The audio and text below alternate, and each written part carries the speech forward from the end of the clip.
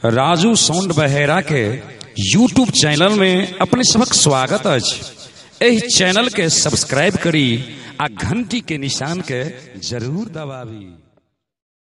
हमरो अपन नगरी पापा ने चलो, हमरो अपन नगरी पापा ने चलो, हमरो अपन नगरी यो अपन नगरी यो सारे नगरी अपन नगरी यो सारे खंड नगरी यो अपन नगरी सारे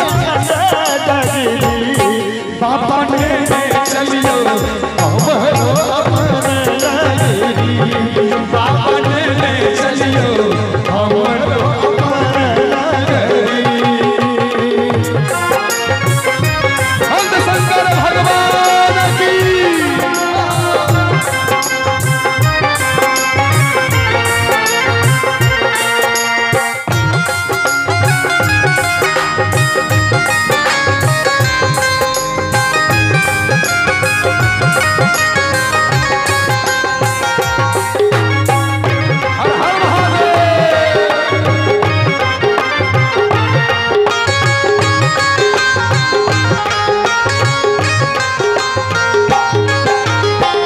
अंगना बहारब बाबा घर बाबा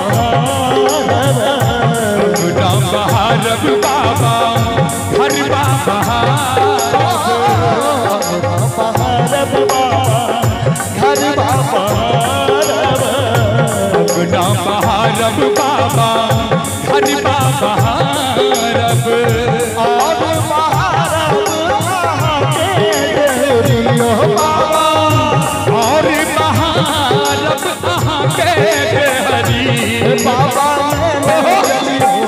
हमरो अपन नगरी बाबा ने चलियो, हमरो अपन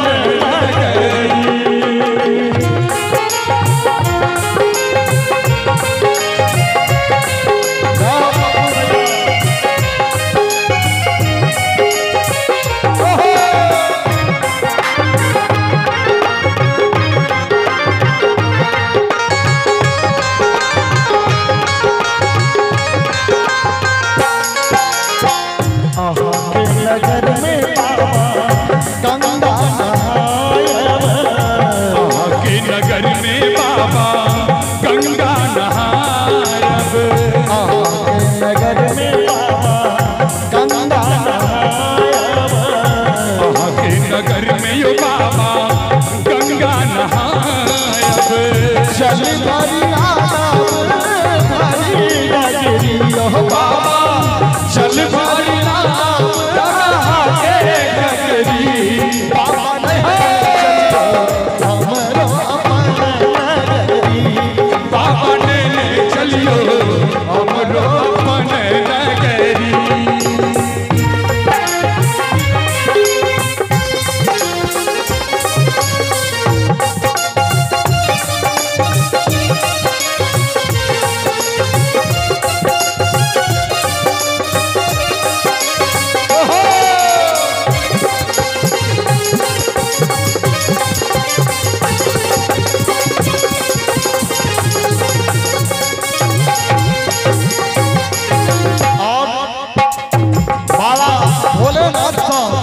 भक्त की कही सदी अंत में साझी सवेरे बाबा झांकी निहारब, साझी सवेरे यो बाबा झांकी निहारब, साझी सवेरे बाबा झांकी निहारब, साझी सवेरे यो बाबा झांकी निहारब। जीवन सफल